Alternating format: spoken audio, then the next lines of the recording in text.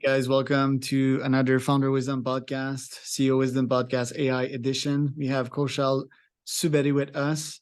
Uh, Kaushal, can you introduce yourself? And then I have an AI related question to what we just talked about, the Mac. So yeah, tell us a bit more about yourself and Echo.win.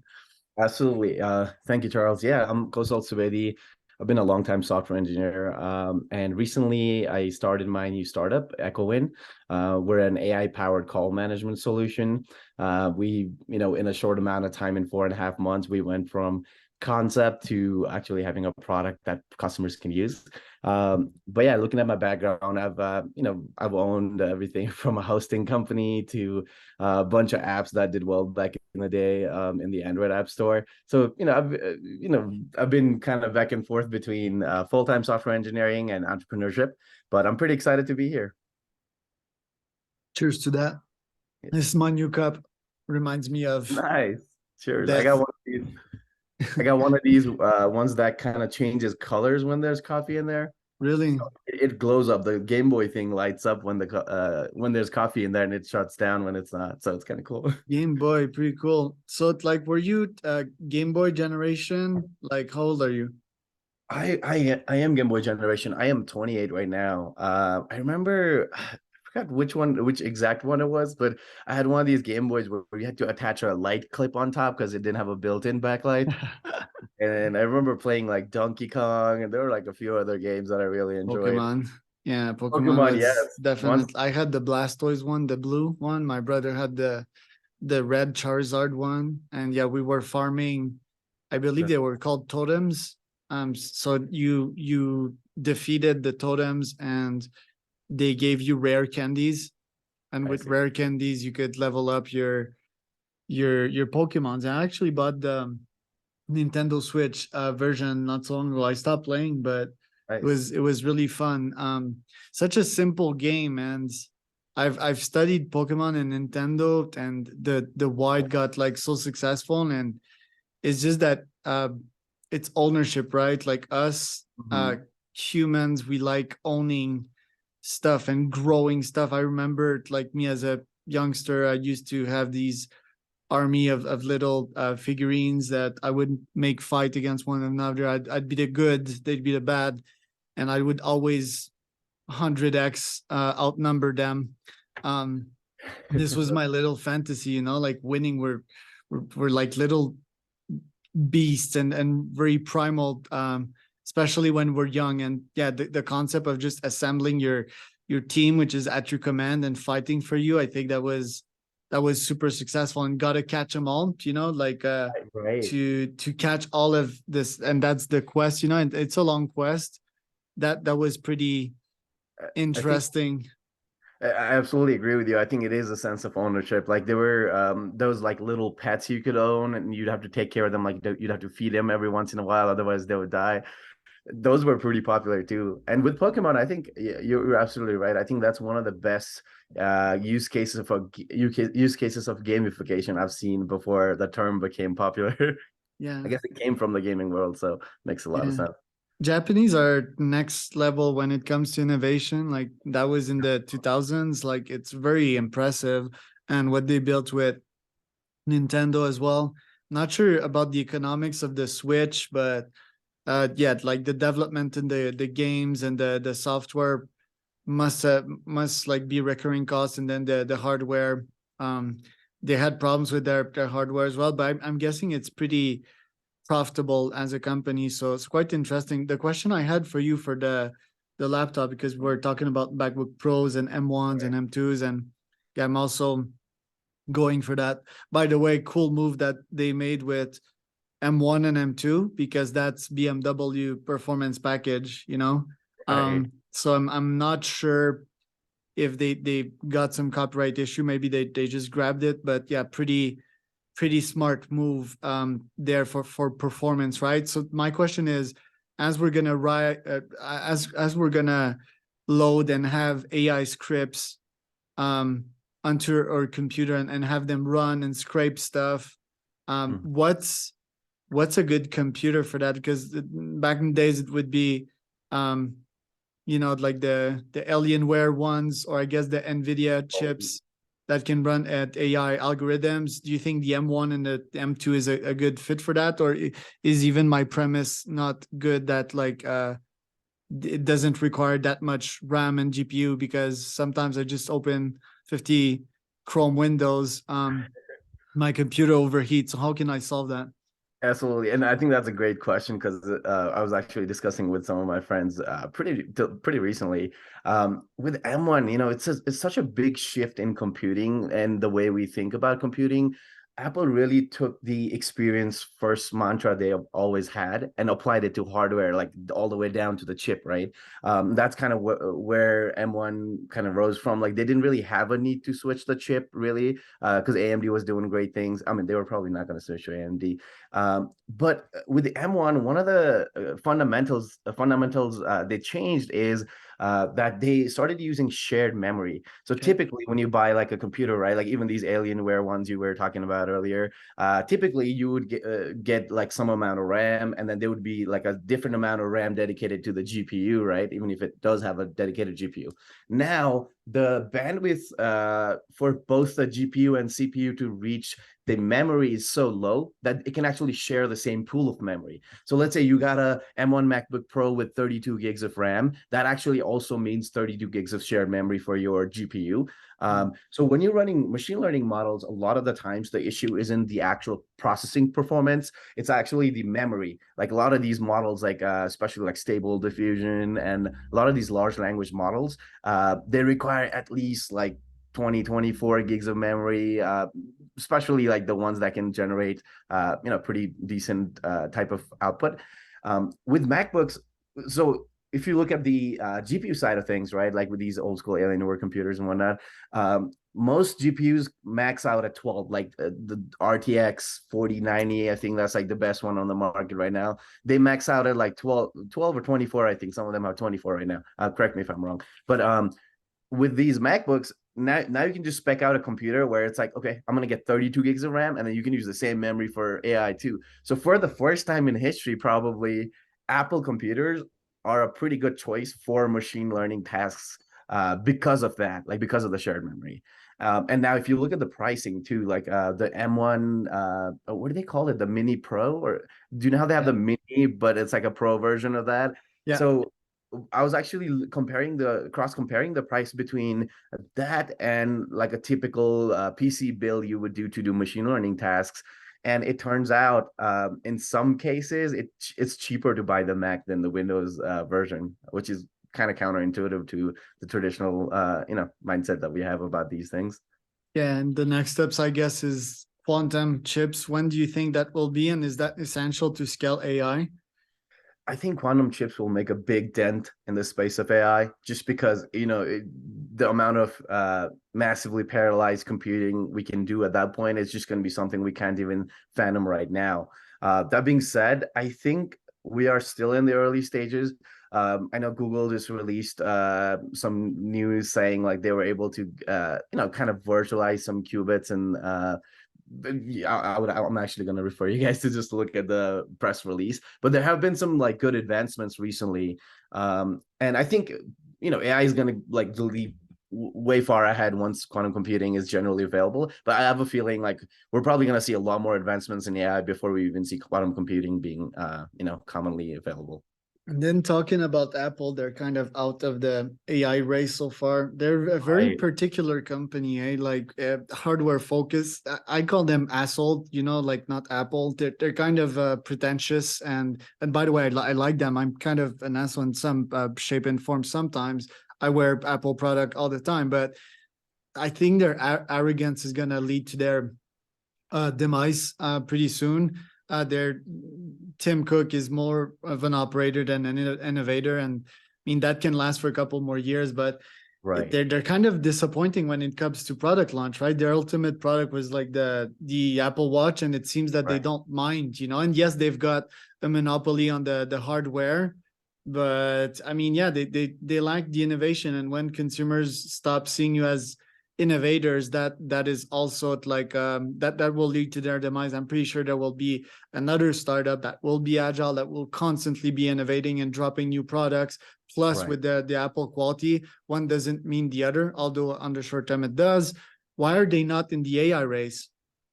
That's a very good question. Something I kind of think about a lot too, just because I have to use Siri a lot. I'm like reliant on Siri Siri for a lot of sucks, things, for the but it's record. so bad. You're right. Like you can't even tell it to properly play some artist's song without like, without going in like a weird loop. That being said, with AI, data is everything. And Apple's stance on privacy has been pretty clear from the beginning, right? Like they don't want to be collecting data that they do not need from their customers, and that was one of their value propositions for buying Apple products for a long time. I know they've kind of softened down on that right now. Like Yeah. recently, they don't really mention privacy. It kind of feels like it's already just kind of part of their ecosystem, but they don't really actively mention it, which means there might be a potential pivot coming on that side too, because they might have realized we need more data Yeah. to be able to, get AI for ahead. That being said, I think Apple, personally, I think Apple made a few bets that didn't really align with the state of the world.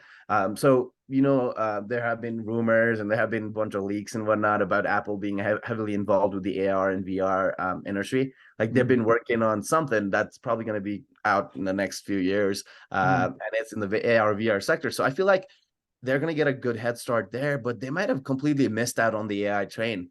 I mean, just Yeah. looking at Siri, it's kind of pathetic. Like the basic, a basic API strung together using like a GPT-3 API could perform much better than what Siri can do in like, I don't know how long it's been, like 5-6 years of evolution, probably more. Yeah.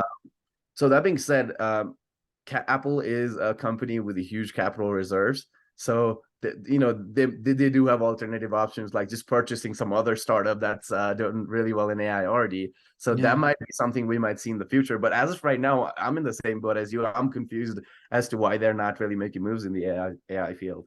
Correct. And Meta has pivoted from VR AR towards AI. Zuck made the good move. Finally, he stopped being so stubborn and looked Right. at the data. Maybe AI at Apple is in the same boat too. The privacy thing is mostly bullshit. It's trying to take the customer stance, but customers most of the time don't know what they want. It's not taking an educated stance, and the fact that we need this data, and that also like in the startup world, privacy is bullshit. The stealth startup thing, I've never really believed in it.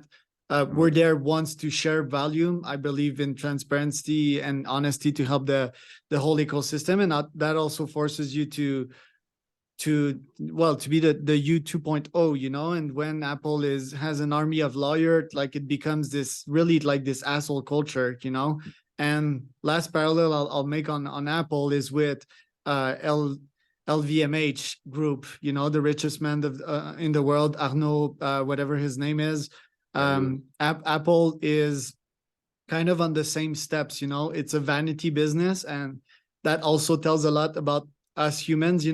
Like once we get cash, we want to show it, we want to show that we're successful and so forth. And I think riding on that wave is very, very short term. I don't think this is meant to last. I think that the truth and the performance is meant to always win, aka deploying new products, open source if possible. And yeah, that also means that Apple has this lawyerish, aka liarish, slash privacy, slash secrecy culture, which I don't like. But their products are like pieces of art, right? Right. That's why we wear them. They're high quality products. So I value high quality, but I don't value the secrecy of it all.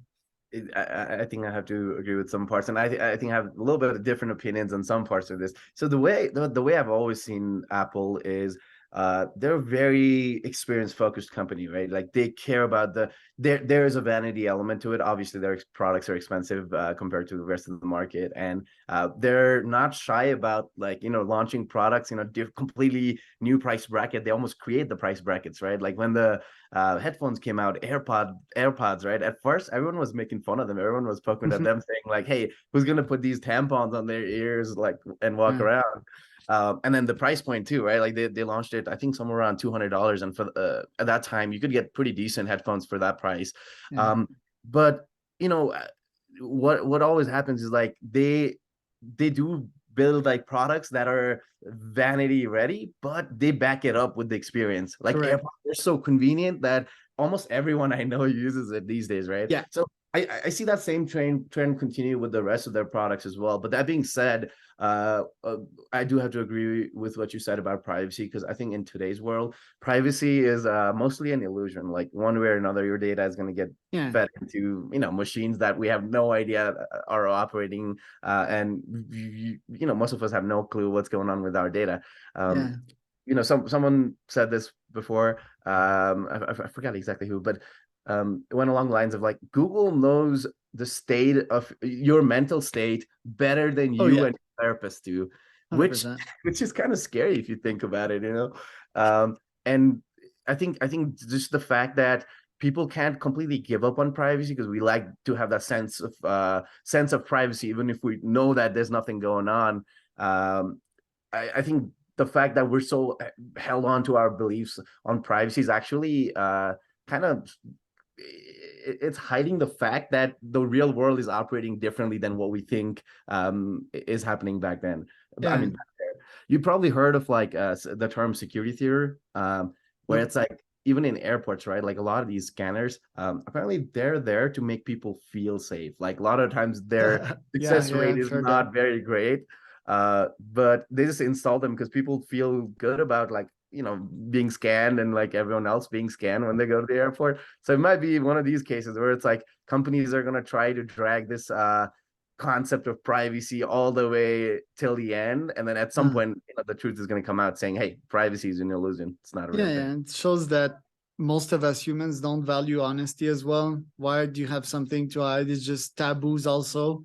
Preconceived belief that we need to hide stuff, and oh, that sex is this, and saying that is not okay. I mean, yeah, you've hit like various interesting points here. I think, um, first we're droids nowadays. So like this little AirPod here, it's part of me, and I want the highest quality. Right. And that's important for most of us. By the way, I have the Aura ring here. I think they're gonna be acquired by Apple in less than 5 years, so we can mark down this prediction. They're also in By the Apple. hardware. Do you have one too? Oh, no, no, I was just saying, buy Apple stock if they buy it, or like that means the new product is coming.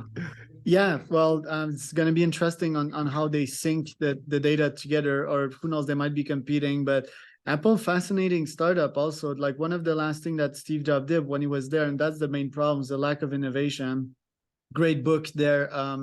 After after Steve, I believe it's called, which details the new Apple. It's a very good book, very, very good book. One of my top 2022 books. But yeah, basically, one of his last thing was the blood glucose innovation, which scans your blood, and that would be amazing, no? Because and testing all things blood, not going subcutaneous, basically testing outside just from raise, and if we could have vaccines that way, that's the future. Because yeah, just doesn't make any sense to take blood. I mean, we're almost done with the pod, but I still want to talk about one of the past companies that you've worked at, which is Amazon. Are they Yeah. keeping up with AI? How is Mr. Jeff uh competing? Jeff is just a pure beast. So how's he competing in that as Mr. Experimenter and Mr.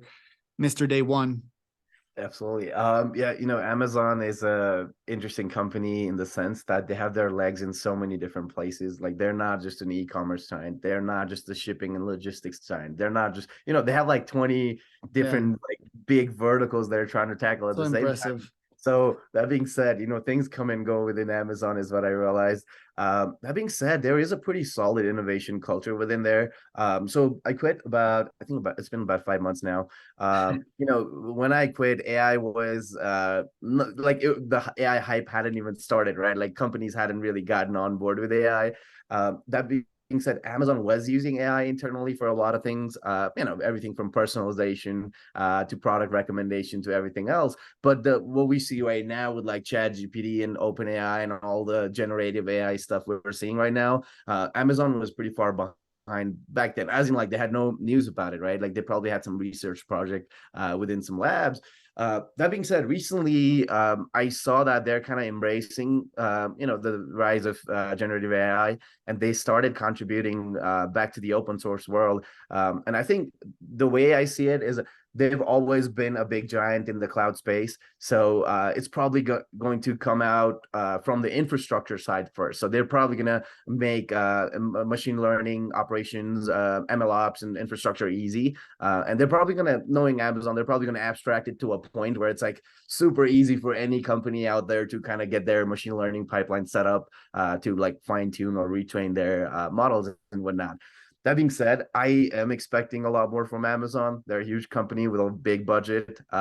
So, the more companies, like I know Meta went all in on this recently. So hopefully seeing that, I'm hoping Amazon comes up with more generative AI stuff that's open to the world. Last, tell us about Echo.win and basically what you guys are building and how you'll be part of that great AI race. Absolutely.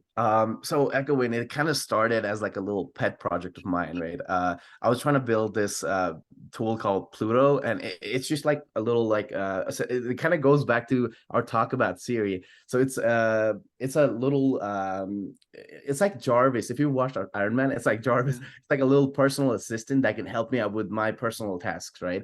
And I saw the state of Siri and I was like, okay, I'm gonna hack together whatever I can using like Siri shortcuts, a bunch of APIs and whatnot to create this like uh, personal agent using GPT-3, which was like the latest at that time, right? And I had been like kind of experimenting with it on the side for about a year. And then there was like one point where it all kind of clicked and, I was playing around with it and I was like, man, like if it works so well for me, I'm pretty sure like businesses could create value out of that, right? So then I started kind of like thinking about like different ways to kind of put this to use. So my mom actually owns a small business in Boulder. This one time I was visiting her at her business, and I noticed that she'd be with her customers and like she'd get like a random phone call and she'd have to like kind of drop everything in the middle, go pick up a phone call and then come back, and that process felt kind of janky, like it just didn't feel natural. And then right at that time it hit me, hey, like what if I connected generative AI with phone calls so that they could pick up the phone calls for businesses, so the business owners could focus on what they were doing instead of picking up phone calls when they didn't have to, right? Then I talked to a few of my friends. One of them is actually a co-founder at Echo.win right now. I brought up the idea and they were all excited, so we started doing market research, and one thing after another, I actually made a decision to quit my full-time job and I gave my notice and started working on this full-time. Now talking about what Echo.win is today and where we're trying to go with it. Echo.win, we're trying to make it like a full call management system for businesses, but it's not just going to be limited to calls in the future. Like we want it to be a all-in-one communications platform where businesses can really teach Echo.win what their business is about, and then it can act as a representative to help bridge the customer service gap from the business to their end customers, right? And right now, we have a bunch of different ways you can kind of utilize Echo.win. And one of the big things we focus on early on is we focus on building a solid core platform. So, things like making sure like the voice side of things get handled properly, making sure like, we can build on top of the base platform and add use cases as we go. So that's kind of what we focused on. And right now what we're doing is like, we're talking to our customers. We're trying, because they know their solutions the best. I mean, they know their problems the best. We're trying to get as much details about their problems as possible, and then kind of add solutions to Echo.win based on their feedback. So it's been like a continuous cycle of like feedback and improvements, and we've come a long way. So I hope that gives you like a good idea. I know I kind of went between like a bunch of different topics there, but I hope that gives you an idea of what Echo.win is. Yes, it does. Where can people find out more about you guys, Kaushal? Absolutely. You can always check out our website. It's just Echo.win. So https://echo.win. You can also follow us on Twitter at Echo.win AI, and we're also available in LinkedIn. All the links are on our website, so you can absolutely reach us from there. Or feel free to email us at support@echo.win.